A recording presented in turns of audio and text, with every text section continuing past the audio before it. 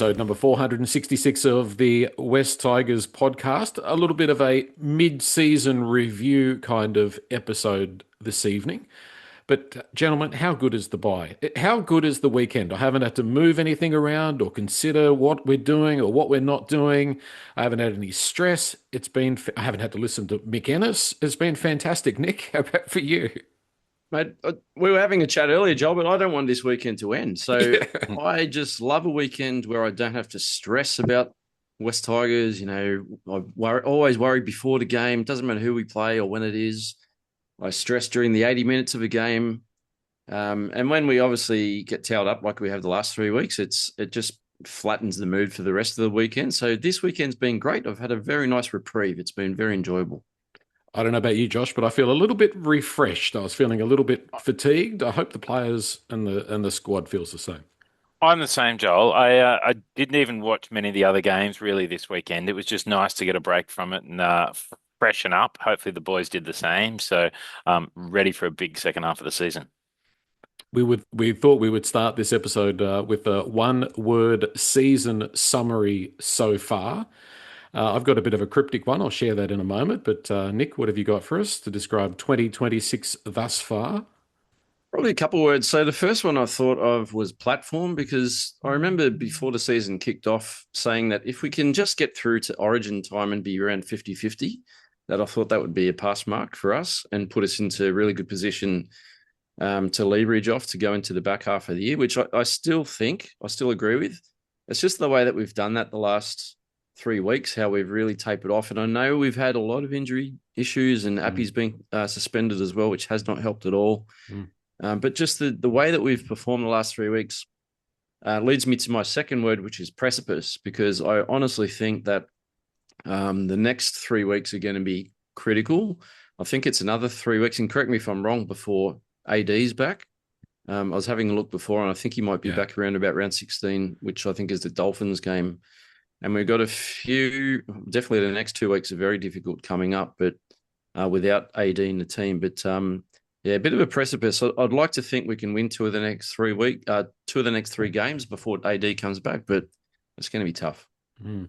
How about for you, Josh? What do you got for us? Cruelled is my word, Joel. Ruled. It's been such a great first probably 8 weeks of the season. I think we're in a really good position and kind of standing out. And then the injuries over those last 3 weeks have just cruelled our season. So, I think it's, we'll talk more about it, but I think it's really been a kind of season of two parts. I think, as I said, we had up until probably end of round 8. The Canberra game was in round 8. We had a fairly fit squad. I think everything was looking great. And then Appy got suspended. Guys started getting injured. Adam got injured at the start of round 9. 10 minutes in, I feel like it cruelled our first half of the season. But hopefully we can come back in the second half. Like Nick, I think the next 2 games are going to be a challenge. But I'm feeling good. I feel good after that. I feel like Titans, Dolphins, both here in Sydney. So we've got a couple of games against the Dragons. We've got the Bulldogs again, and even like this one will be tough because we're a bit injury riddled. But I feel like later in the season we'll get them. So, cruelled is my word for the first half of the season.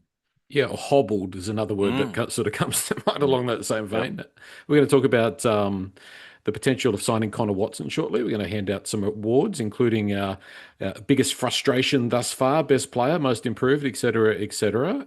And we'll look at also who we might think Benji might be lining up for selection for the Bulldogs game. There's a couple of players there that could come back. And of course, we know Appy will be back. We'll talk about that shortly. Back to the one word for the season summary so far. I mean, roller coaster is so boring and so dull and so predictable. So I've gone for something a little more cryptic. GWH, and this is channeling my inner Nick with his Silverwater Bridge.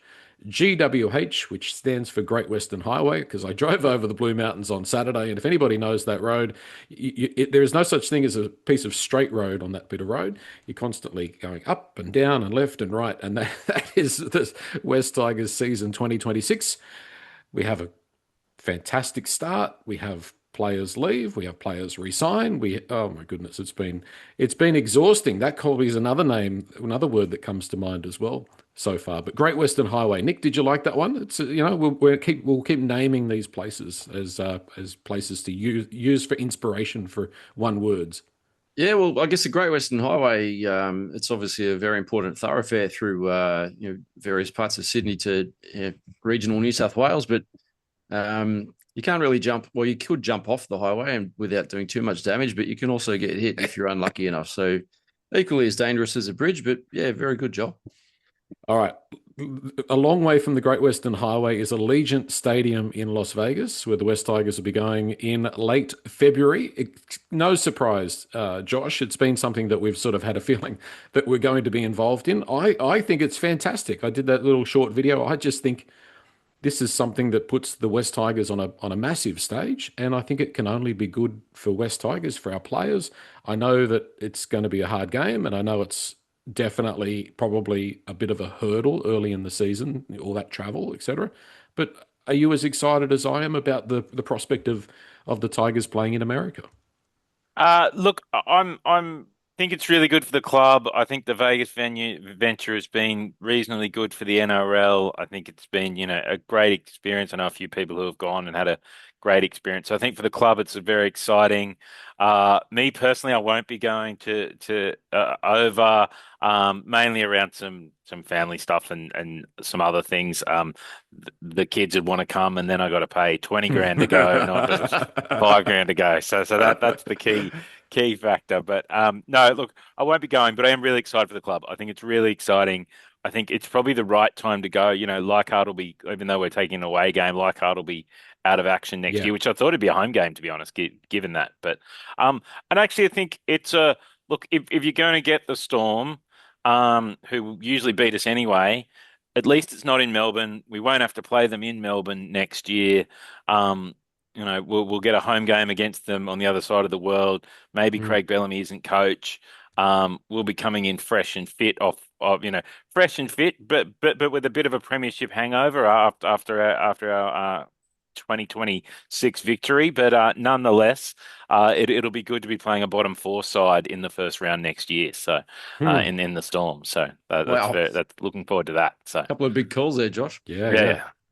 I get the feeling there's not any discussion going on it's just completely moot. We're not talking about Las Vegas at all in the Josh household because he doesn't want to have to fork out those dollars. Yeah. All Yeah. those moths will fly out of your wallet at the Correct. same time. Is that Correct. right? Yeah. That's really it. Yeah. Yeah. It'll be the second time, Nick, that the West Tigers have played in the Northern Hemisphere. Do you remember the first time? Yeah, World Club Challenge, which we also lost. Got up really early, and that was really disappointing. Yeah, I went to Balmain Leagues Club for that with quite a few other Tigers fans and sat there all depressed. So that was not an enjoyable match to watch. But yeah, hopefully the Vegas round at Allegiant Stadium will be a little bit better for us. But yeah, like Josh said, I mean, no better time to play Melbourne than round one when you're hopefully full strength. Hopefully there's no issues during the off-season or pre-season next year. But we'll see how we go. I also won't be there, sadly. So, Joel, you might be there on your own, mate. Yeah, yeah. Flying the flag for the podcast. I've been drawing up my itinerary this afternoon, and there could be a stop in at Disneyland on the way back, and a bit of a You're road going on the trip. roller coaster? Yeah, there you go. Yeah, yeah. I'll be very, very at home being a West Tigers fan, being on the roller coaster. But hey, why not? Like it's a once in a lifetime opportunity. So yeah, I'm looking forward to it. So I think just on the game side of things, the narrower field I think will probably help us against Melbourne. I think that's probably if you want to play Melbourne somewhere, you want to play on a field where you might have a bit of an advantage.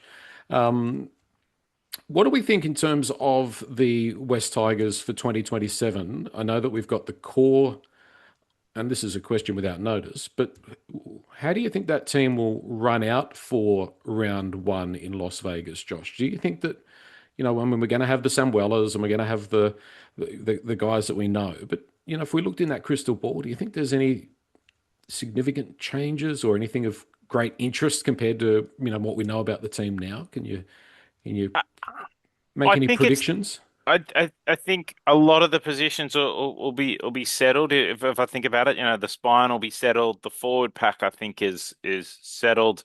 The bench, who knows, but that's not always that significant. The one that I think will be interesting will be the outside backs. I mean, you could say Taylor May will be a certainty. If I'm going to have to pick it today, Taruva obviously on one wing. The question for me is who's playing the other centre and the other wing spot. I imagine one of them's Macassini. Mm. But I think there's one spot open there, and I think that's probably where the club should be looking at if we are going to recruit at all next year. Whether it's someone like Bronson Cherry, who was fantastic for the Dogs, but I can't see that happening. But that kind of thing. So I think there's one outside back. I'd kind of like a tall winger if we can find one, because I'm a bit sick of short wingers. So hopefully we find a tall winger to be playing on that side in Allegiant Stadium, flying through the air of Las Vegas. Yeah, well, that's an excellent point, Josh, because there's been a lot of discussion on the socials, on the West Tigers podcast forum, and around the traps around let's target a right centre, but maybe Macassini's your answer there at right centre, and or Taylor. Like, if that works out, I think Taylor could play on the right. I think that would be a possibility. Yeah. But Nick, maybe we need to be looking for a tall winger, as Josh says. We had one. We let Alex Lobb go. So wow. You missed the boat there, Josh. Ron Massey Cup somewhere, isn't he? I don't know. I hope he's well. I liked Alex. I met him briefly at the cafe at Concord last season. He's a really nice fella. So, Alex, big shout out, mate. Alex, no offense, Alex, but I had completely whitewashed Alex Lobb out of my memory. And then Welcome you back. mentioned him, then he's in the Zaxini file. Oh, yeah.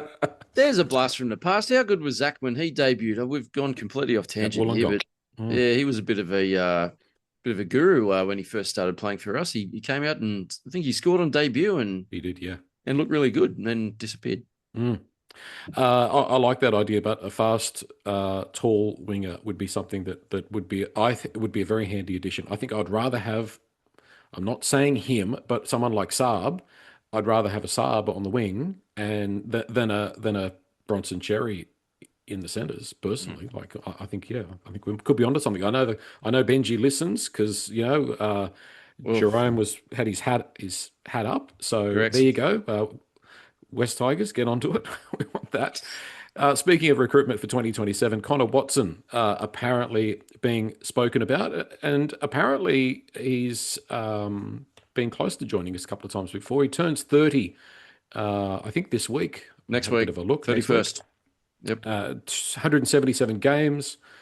Newcastle and the Roosters, of course. Nick, he is a player that has utility written all over him, and we kind of need that. He does, and I think he's played 5 Origins as well, so he's a very handy player. I've rated Connor Watson for a long time. Something about his appearance I don't like, and it's probably because I think for me he comes across as a type of player a bit like Mick Ennis. He comes across a bit grubby, but I think he would fit perfectly into our team. I think he's got all the experience that we kind of need. I could actually, some people are going to have a go at this, but I don't really care. I could actually slot him into the 13 jersey quite comfortably, and I'd shift Twally back into the rotation of the props. So I wouldn't have Twally change his game. I'd put him back into the middle. The way Twally's playing, not just with his the ball skills that he's developed, but just his running game and the meters that he's eating up, I think Twally could fit quite comfortably back into the prop rotation. And for me, it would also get Fanua back onto the bench. I know we're kind of talking about shuffling deck chairs here a bit, but for me, Fanua Bole is more of an impact prop, and I'd rather see him come on and do shorter stints and have a bit more impact, a bit Royce Hunt-like. But that's how I'd fit him in. But yeah, Connor Watson, I think he's a really good player. Like you said, really good utility value. The last week we could have had him, or last few weeks could have had him playing at hooker as well.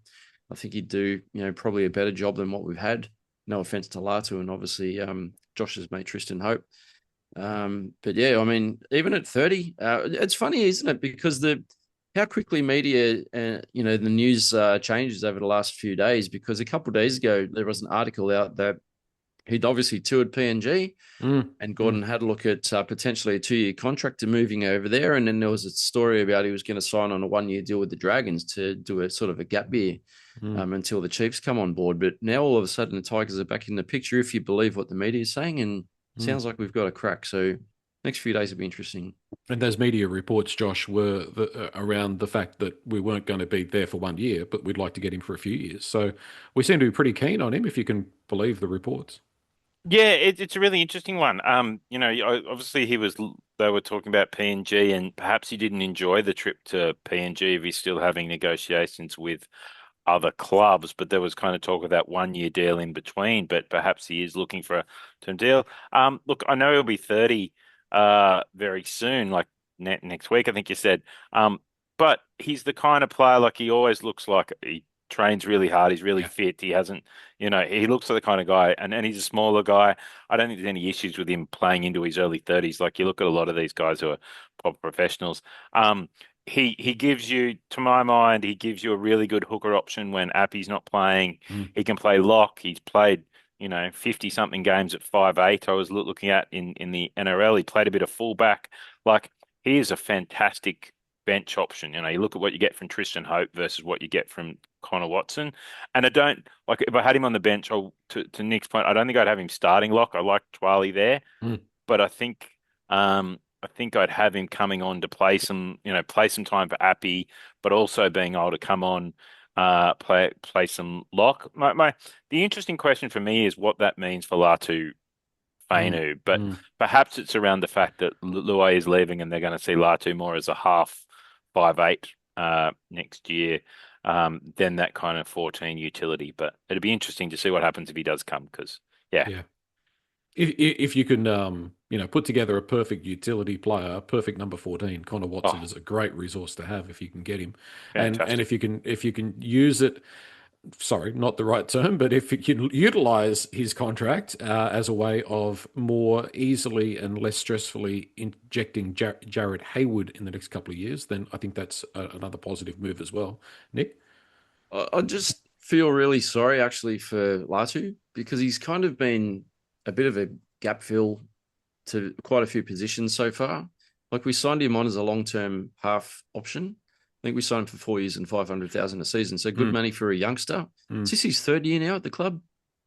Yeah, I think it would be. I think it might be his third Yeah. year. So again, like, a few weeks ago, talking about media reports and how quickly they changed, the stories were that he was being touted as a long-term 13 and maybe Mm, morphing him into that sort of a role.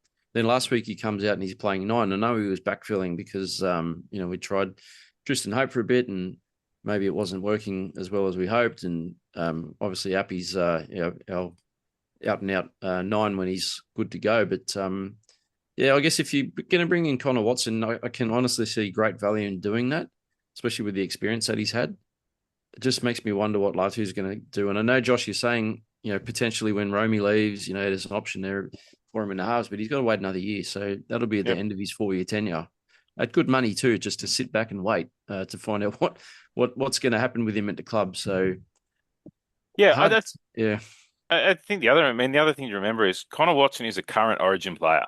mm, He's like, up until Wednesday when he isn't, but he played all 3 games for New South Wales last year. I mean, he's played the last 5 Origin games before mm. this one. So now I know he hasn't been picked this year, but he is an excellent utility. But it is that question of what does that mean for Latu, because they kind of play a similar role. But then again, we've had Latu and Madden and Latu and Hope both on the bench every game this year, but then it comes down to how many minutes do they actually get, playing very Mm. similar roles. So yeah, I think we're a long way off being able to have somebody that's 85, 90 kilos at lock, because Terrell and Fanua just aren't. Sometimes they are. I'm not saying every time, but a lot of the time they don't have enough meters in them for us to be able to have the ball playing lock that some other clubs have. And I don't know if Connor Watson's the right mold for that. And that's will be the reason why Dewey really can't move to lock, because you can't expect him to play like a Gallon or those locks that make plenty of meters. It's just not ever going to be his go. He's found his spot, I think, in the halves. So Twal's got to stay at lock as far as I'm concerned for at least the next couple of years. Anyway, that opens depend. up a lot of questions. But I think Latu could absolutely play a role off the bench as well. You could have Connor Watson and Latu, with the thought that Jock Madden plays more often than not in New South Wales Cup. Yeah, I think it just really depends on how you make up your team. So if you've got big boys that are rolling forward, then there's a potential of playing 13. That's a bit. Look, I think Connor Watson's pretty nuggety. Did you say he's 85, 90 kilos? Is that what you looked just up? an assumption. Yeah. Okay, yeah. Yep. You're probably around the money, but for me, he plays above his weight. The way he runs the ball, he's very aggressive. I think he could bring a lot. As a sort of like what Latu has done, playing lockout at times. He's very quick and he knows how to find a gap, and he can sort of ball play at the back a little bit, and work in conjunction with the halves. But look, I don't know. Twiley's working at the moment, so you wouldn't change it now, but I could see it working if Connor Watson did come to the club. But I mean, let's see what happens. Who knows? Yeah. Tomorrow he'll probably sign a deal with Dragons, and story's over. It might be moot. Yes, exactly. All right. Well, we'll wait and see with that. Let's have a look at the report card. Biggest surprise so far this year, season 2026. I guess this could be surprise player, surprise in terms of the game, in terms of the way the team is playing, whatever it might be. What have you got for biggest surprise thus far, Nick? For me, the biggest surprise was how much we dominated our opening 7 matches, to be honest. Like, even our 2 losses against Souths and the Broncos were, 4 points and 1 point? 1 point, yep. And I was just really impressed with how much we dominated up the middle of the field. Some of those teams we played against were pretty quality opposition. I know we've done it on occasion in previous seasons, and then we've kind of, been blown out of the water like we have the last 3 weeks. But the way we started gave me a hell of a lot of hope, to the point where I was saying to some of my mates, like, lock in, like, we're a good chance of winning this thing this year. Like, I actually can feel it until the last 3 weeks happened. And then I've gone completely off the, now you're talking about the spoon, winning the spoon. Yeah. Now I'm very, very scared about what might happen. Correct. So no, the biggest surprise, how we started. And I'll leave it at there for now. Okay. What about for you, Josh? Look, I was actually going to say the same thing as our style of play, but given Nick's already taken that, probably the biggest surprise for me has been the way the club has held together after all the challenges in the off season, and that kind of led into the other part of probably the other big surprise was Jerome Luai going to the PNG Chiefs, but then the way the club handled that with re-signing five of our stars for the next 4 years, like, I think that way we responded and the way we dealt with that as a club is probably the big surprise to me. Like, historically, these kind of things have sent us, and I know we've had a couple of losses, but I think those have other reasons since. But the way the management and Sean responded, I think, in getting the players signed, that kind of, I hate to use the word about the Tigers, professionalism was probably the big surprise for me about the club this year. We seem more professional. I think we were under Richo too, but I think it's gone to another level this year. So the professionalism is probably the big surprise for me for the Tigers since January 1st. There are obviously some problems before Christmas, but since January 1st, I think the professionalism is what I've been surprised at. Yeah, no news is good news, like typically, like which is good. I've got positive and negative. So positive when it comes to biggest surprise, I think the form of Adam Dewey and Alex Twal. They've been huge surprises. Like, nobody would have seen how well Dewey's gone at halfback, and the week in, week out contribution that Twal is making and how much his game has improved. And the biggest surprise on the negative side of the coin is just how far off our depth is. Just how far off our resources are once we get past a certain number in the squad. Like, I think a lot of us in the off season were sort of saying, look, we're pretty well covered, but there was a few worries. But I think it's really been exposed in the last 3 weeks as to just how shallow that depth pool is. So, I think recruitment for 2027, if you can throw a Connor Watson in there, just hypothetical, if you could throw a Connor Watson and a winger in there, and that does the starting pack, the starting side. But we need to strengthen positions 23 to 28. That needs to be priority numero uno at not Campbelltown, at Concord.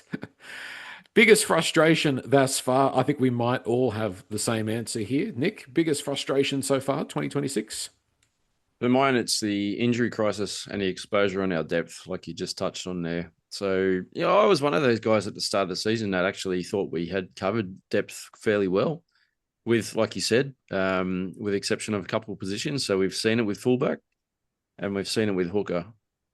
So they're the two big, I guess, holes that we've sort of really identified the last 3 weeks that we're struggling with. You take Dream out of the starting team, you take Uppy out, we lose a bit of direction and we lose a bit of class out the back too. So, which has a huge impact on the way that we play. And teams pick up on that and they find the holes and find our weaknesses very quickly. But like you're also alluding to as well, we've had that many issues with injuries, and I can't believe how severe they've been. Like with shoulder dislocation, so many of them. And Taylor's the most recent one. Like that was in the 72nd minute or something in our last game against Manly. Like that was just horrific. And I haven't heard any update on Taylor, but last I heard was potentially he's gone for the season. But that's massive. And you can plug holes with depth players, but you can't replace quality with quality. Not when you're all structured under a salary cap. So everyone's going to be hit hard when you're trying to fill places for starting players with injuries, but we're finding out the hard way at the moment. Look, I fully understand that any team that loses a 1-6, a 1-7 and a 9 is going to struggle. You can't have origin players sitting in reserve grade, but I think just how far off some of our options have been from first grade standard is what I'm talking about. So I know I'm being a bit discourteous to those guys, but they are, in my opinion at least, fairly well off the pace, Josh. I mean that they are, and that probably reflects that a bunch of them are off contract, and there's been no move by the Tigers to re-sign them. But there's also been no move by any other club to sign some of them either. So that probably reflects about where those guys are. And I think that is probably similar at a lot of clubs, and sometimes it depends a bit of luck on which position you do get an injury in. We seem to have got injuries these last few weeks in virtually every position, so injuries or suspension. So that I think sometimes you can bring in one or two guys and surround them with 11 first graders.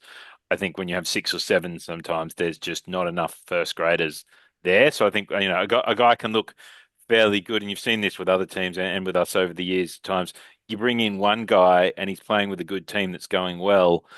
He looks good. If that, you saw it with South last year, but once it gets to a bunch of guys, it's hard for those individuals to do. My biggest frustration for the year though was actually the 2 losses to Souths and the Broncos. We had our full team. We outplayed them like you. I went back and kind of checked out some highlights and checked out some stats of those, and we had 54% of possession in both games. Like we should have had those 2 wins, and we have those 2 wins even with the injuries. We're now sitting on 7 wins, equal on 18 points with the Roosters in third. So those games by 2 points and 1 point, that's probably more my big frustration is we had those games there, we had the players on the field, and we didn't take advantage of that. I expect to lose when we're missing a heap, but we had everyone there. We were playing really well. We didn't take those chances when we had them, so that's my frustration. And if you're on those points at this part of the year, you're going to be playing finals. You can you can afford fall over the line. Yeah. So biggest frustration for me, lack of depth. What needs fixing in the short term? What needs fixing in the medium term? We've spoken about some of these things, I think, already. Short term, Nick, like what should be the prime objective of the club to try and rectify in the short term? Anything? Win games. Win games? Yeah, I don't know. Like we've fallen off a cliff. Like I don't even know if you can say the effort hasn't been there because the boys have been trying, but they've been completely outclassed. Yeah. But I also think that teams have just been picking us apart. Like teams have figured out, okay, well, we're missing, or the Tigers are missing Dream out the back. So they've got a small fullback who's not going to be as potent. They've got a couple of small wingers, very easy targets for high balls to the corners. Even high, targets for bombs, let's just pepper Heath Mason out the back and we'll come up with something.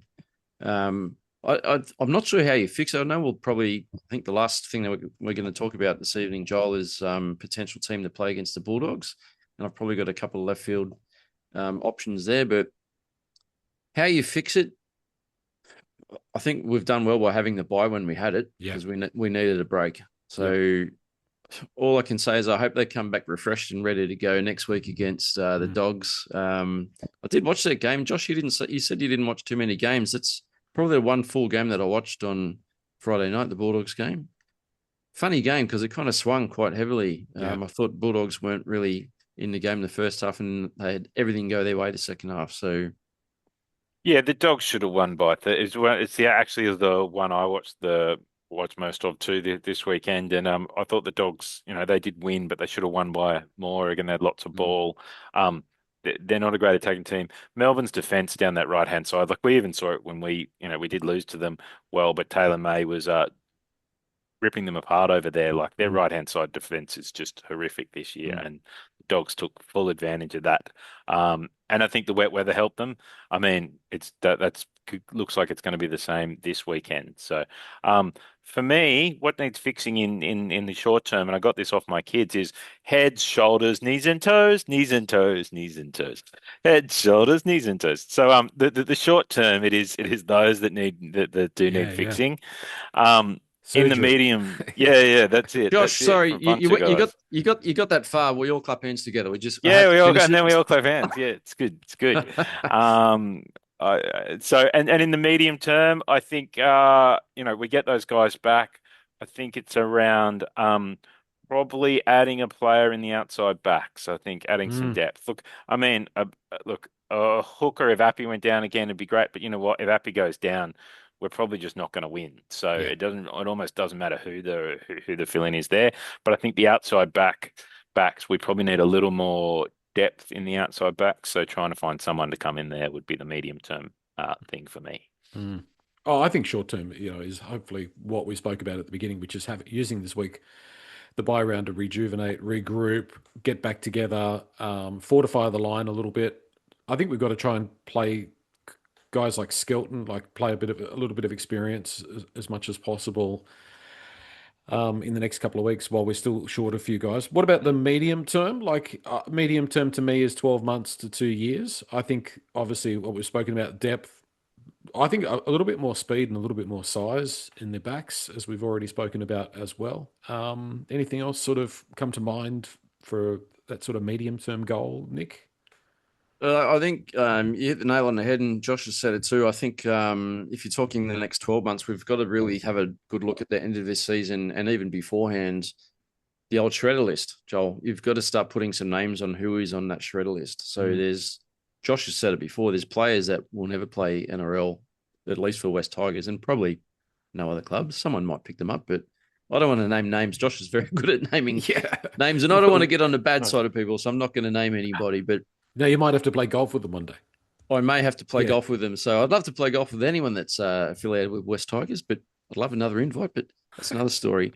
But yeah, there's probably 4 or 5, maybe even 6 players that I could even pencil on a short list and say we need to move these players on for next season, and let's try and recruit not just better players, but players that are different. So like we've spoken about, like the height in some of the outside backs, and I spoke about it before our last pod, the average height of our backline was 5'11" or something, which is 100 and whatever centimeters, but not very big. And I'm sick of the same positions, our wingers and our backs, like fullback, being picked out every game with smarter teams that just kick to those parts of the field where we're going to struggle under high ball. So Alex Lobb gives a call.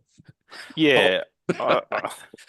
I think that's for me that depth in the back line, we should be thinking about shape and ability. And look, I think if you want to be bringing guys in to fill in backline positions as kind of that next level down, I almost don't want guys coming in who are necessarily, like doing exciting things, whatever, but go out and look for tall wingers or good defending centers and just say, look, guys who aren't necessarily special, but guys who will avoid really bad results. So you got a Yeah. strong defending center, just a guy in the centers who defends well, Yeah. and look for a backup winger who is tall and strong.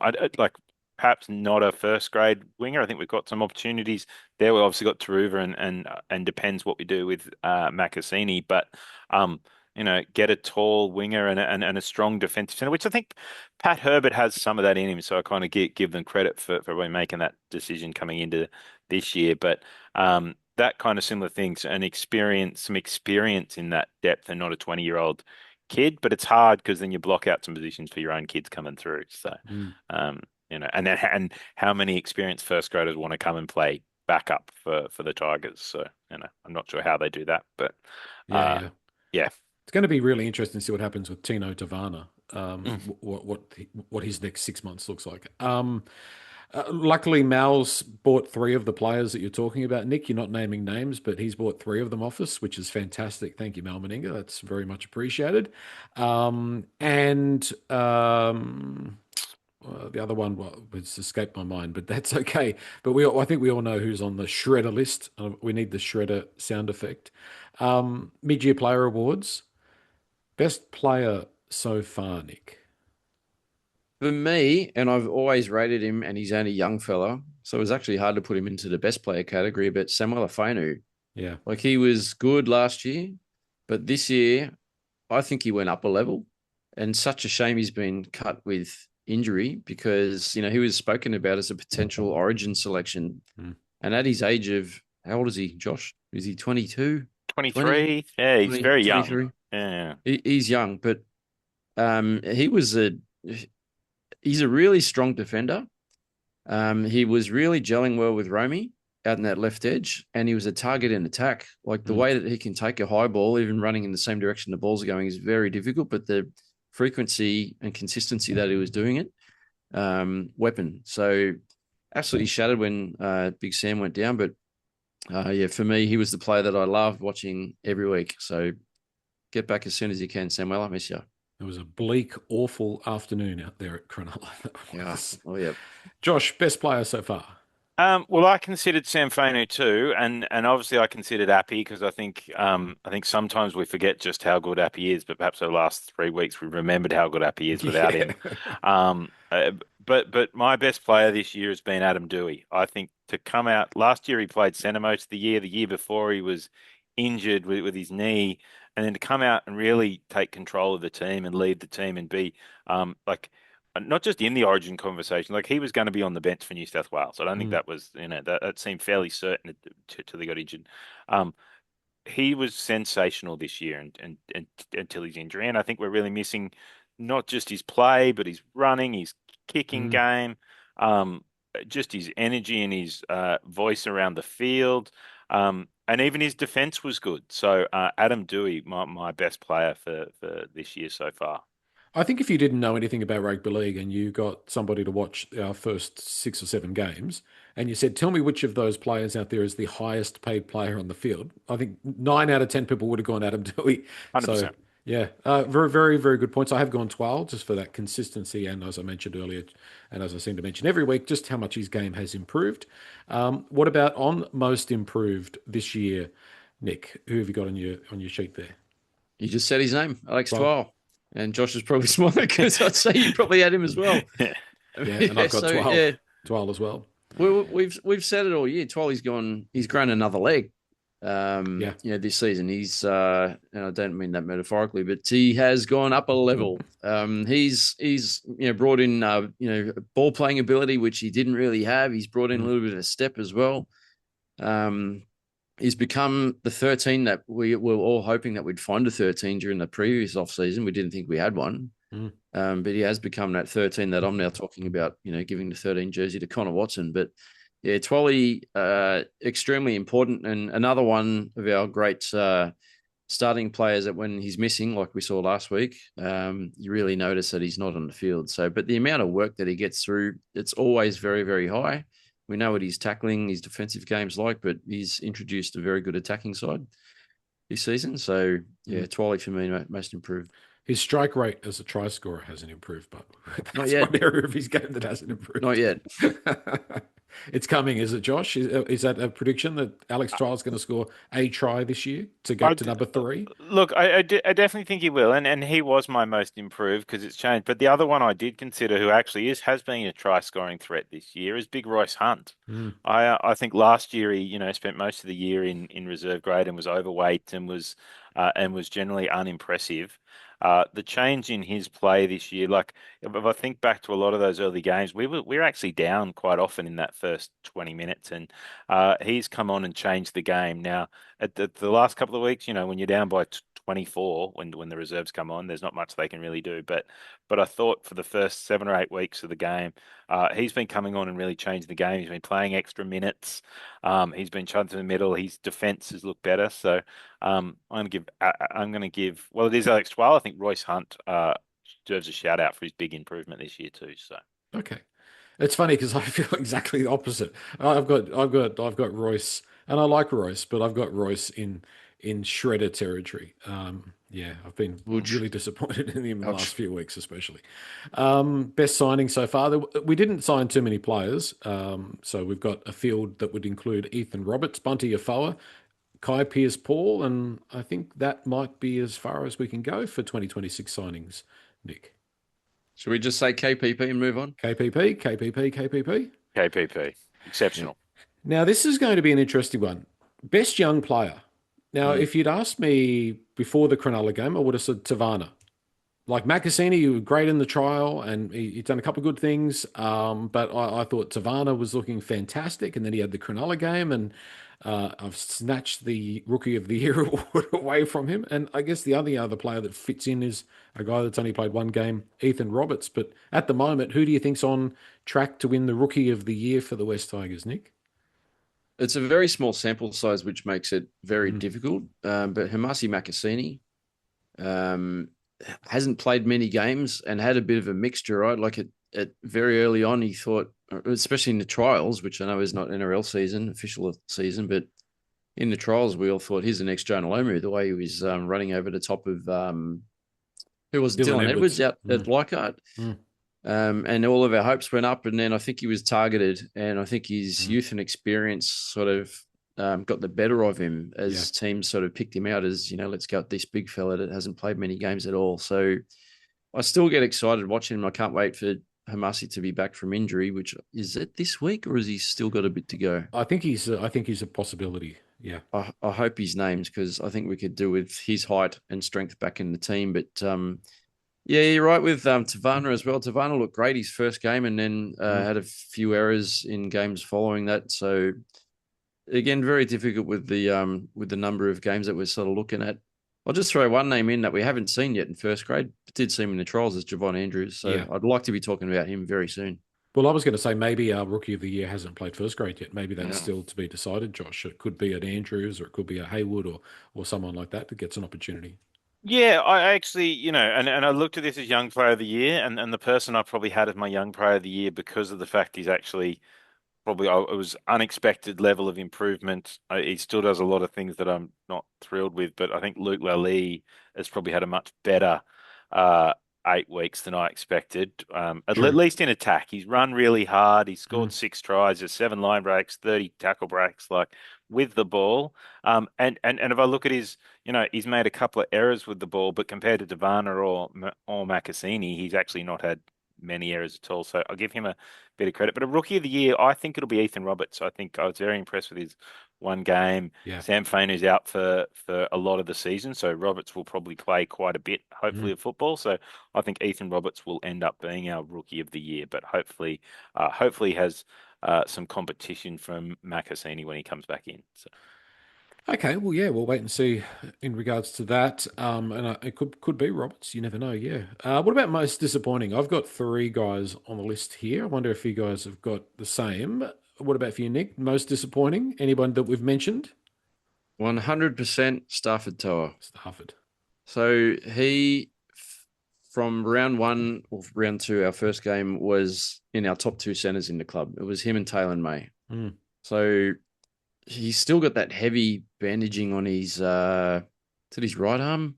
I think it might Yeah, I be his think right it's- arm, Yes. Yes. which I'm sure is impacting the way that he's playing, because he Of looks course, a it'd have to be. shadow. Yeah. He's a shadow of the player that he Yep. was a season ago, or even longer ago. But I really wanted to see the best of Stafford this year. And I honestly thought, when you look at our best 1 to 17, when you look at the balance on left and right, Stafford Toa at his best on one side, Taylor May on the other, like they could do some serious damage. Yep.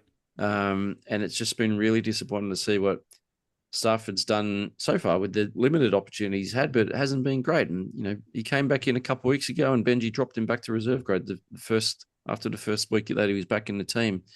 I did this afternoon have a quick look at the highlights from the last Magpies game that they played against Penrith. And it's only like a 6-minute highlight package. It's very short and you don't see a lot. You generally see the tries and what leads up to that play, etc. But Stafford looks a little bit out of sorts, especially in defence. He looks like I won't say a turnstile, but he got caught in defence very quickly a couple of times where he was out of position, or maybe the Penrith players put a bit of a move on him and he didn't really know what was going on. But and I know he was involved in he had the last touch before our winger scored, or the Magpies winger scored in the second half out wide, but that was just a bit of a bit of a shuffle in, throw the ball outside to the winger, and the winger crashed over. But we may see Stafford back out of default this week because we're short of options.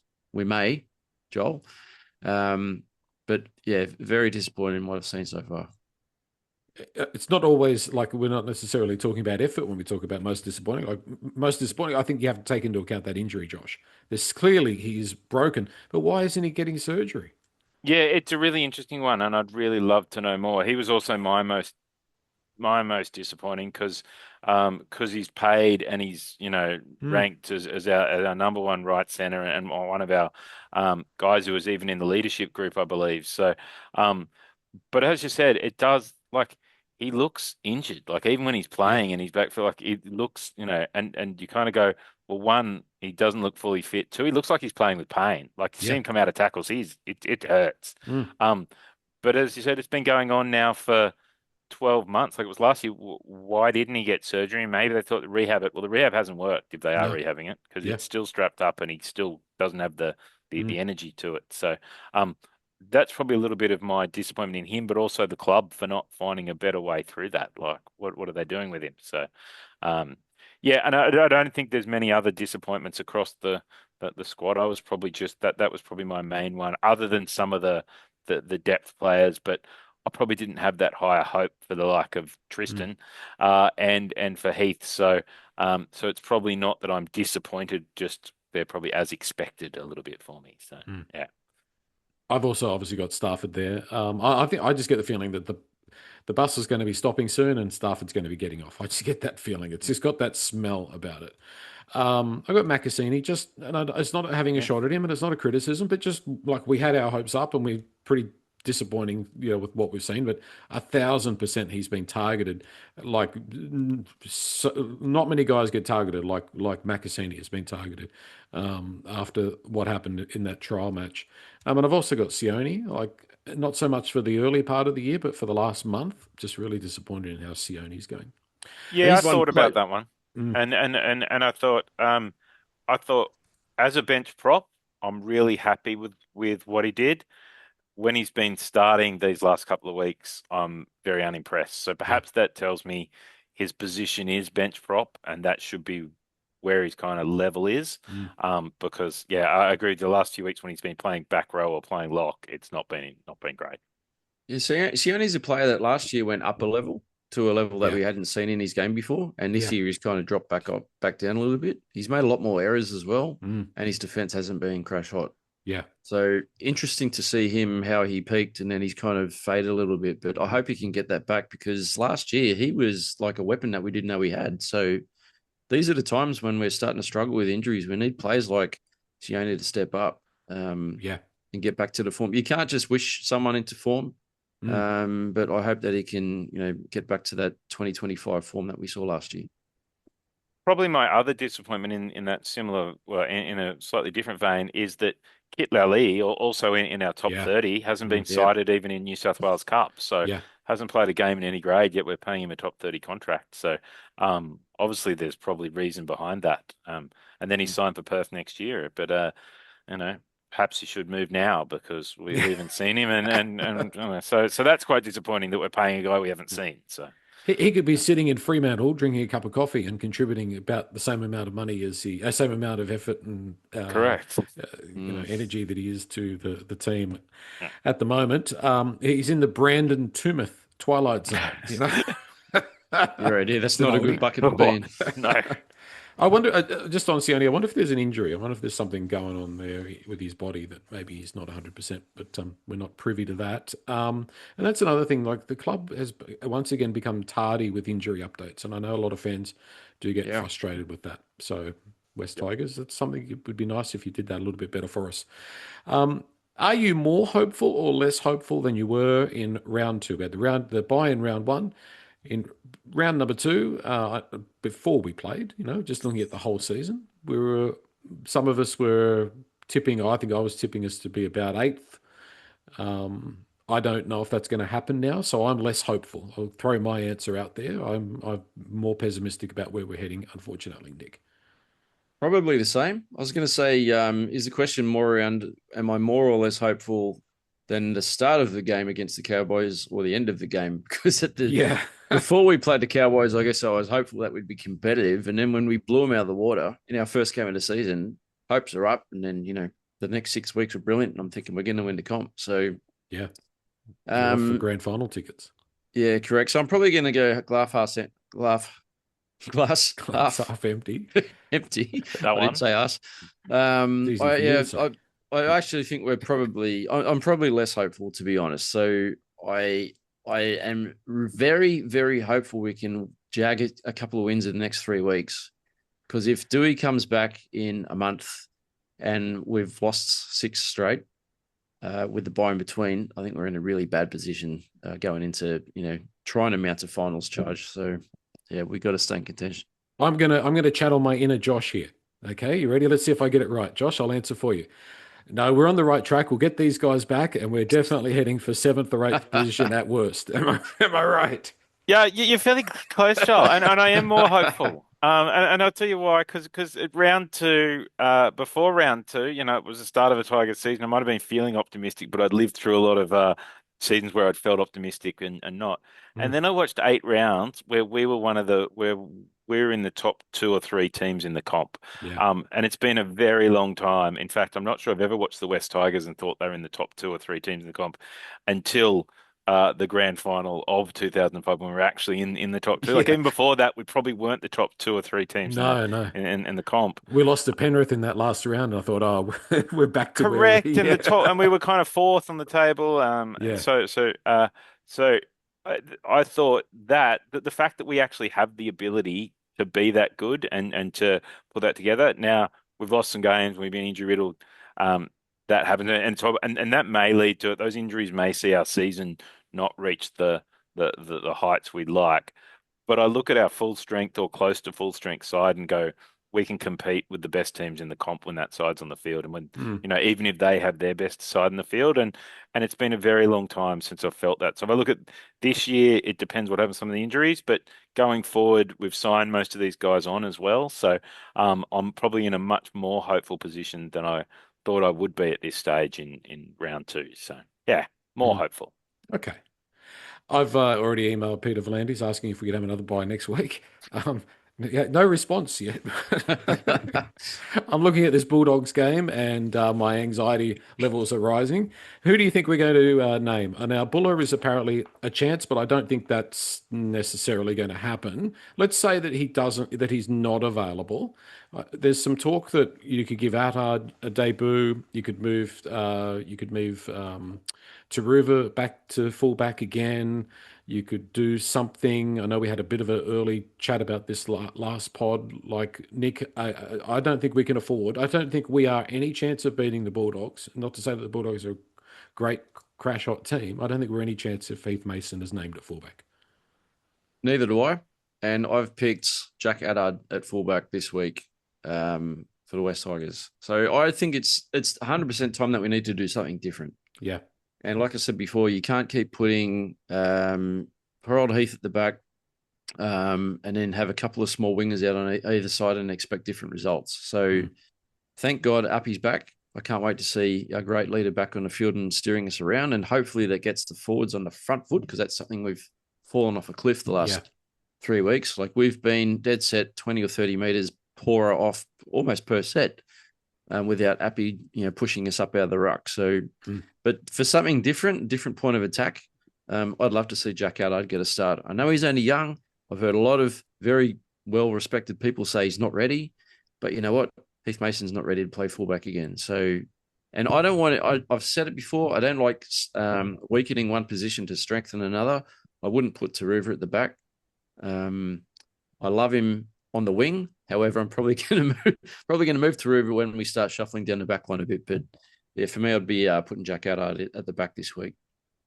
Yeah, I mean, I'm fairly confident that Buller will play. I Okay. think I saw somewhere that Appy said that he was expecting him to play this weekend coming. But if he doesn't, I think that's the question. I think Buller will be either back this week or next week, like when one of these two games. So I think giving Attard a chance when it's only 1 week, now's probably the time. We know Heath Mason isn't up to it. I don't think Attard is up to it either, but I think he probably has more potential. So let's get him on there and give him a run. So yeah. Madden's not going to be playing. So who are we picking? Are we going to move? We're moving Latu into the halves. Is that's the consensus? You guys are nodding your heads. Yep. 100%. No chance of a Javon Andrews debut.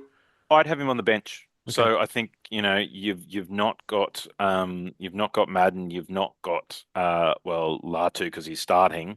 I would have and I want Appy playing 80, but I'd have Javon Andrews on the bench. So I think he will get a debut. He's been close these last few weeks. So I'd like to see him get on, when we're up by 20 against the Dogs with 20 minutes left, he can come on and really Make it rub 30. it in those. Make Yeah, it that's 30. me. Yeah.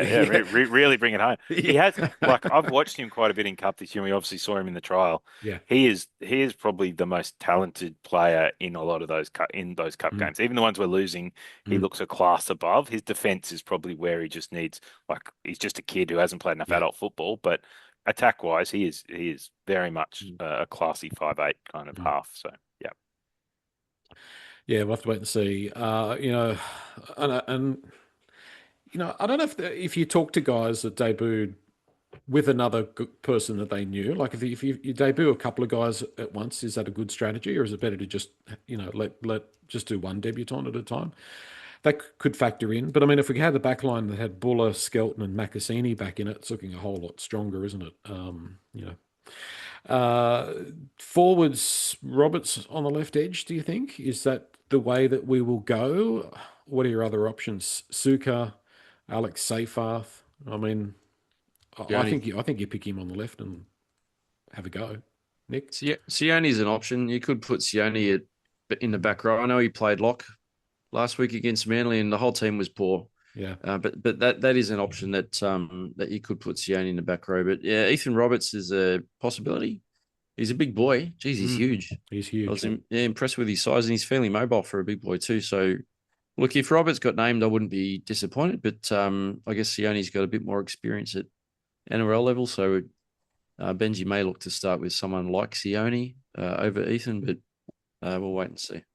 I'd probably have Seyfarth for the first 20 minutes, and then I'd bring Roberts on, just for that experience. You're playing against a fairly experienced Dogs pack. I think just that first 15 or 20 minutes. I'm not saying Seyfarth's great, and I don't really like him as a starter, but I just think it's a lot to ask. But I think Roberts coming off the bench and playing plenty of minutes is probably where I'd see it, and probably what I'd do. But I wouldn't be surprised if Benji does start him. He played him for 60 minutes last week, so there's he probably does have some confidence in him. So yeah. As long as you end up moving Seyfarth, I don't mind that idea. As long as Seyfarth goes to the middle. After into that rotation after the 20 minutes. Yeah. Well, we'll come back and we'll do the next edition of the podcast after that team is named. Thank you very much, guys, and subscribe if you're watching on YouTube and all that stuff. And West Tigers podcast forum if you want to contribute some thoughts on any opinions that we've expressed this evening. Thank you, guys. Thanks, Joel, and go the Blues on Wednesday. Oh, right. I'm not. Forgot about the Origin. Yeah, I'm not overly concerned personally. Yeah, I'll watch that, Josh. Yeah, go to Blues. I just wanted to say 6 days of peace left. So West Tigers fans, just enjoy the next 6 days. I think it's Saturday, 5:30. I will be there out at, what's it called? It's not a call. What is it? Combeck. I'll be there out at Combeck in Para. Can't wait. I'll be at the northern end. I don't look forward to walking home if we lose, but hopefully that doesn't happen. But enjoy the next 6 days of peace, West Tigers fans. Well, next Saturday is my birthday, West Tigers. So if you're looking for a present, 2 points would be absolutely perfect. Nice. What better way to spend your 60th birthday, Jules? Yeah. And if we lose, well, I won't let it drag me down too much. Thank you, guys. See ya. Thanks, Thanks, boys. guys.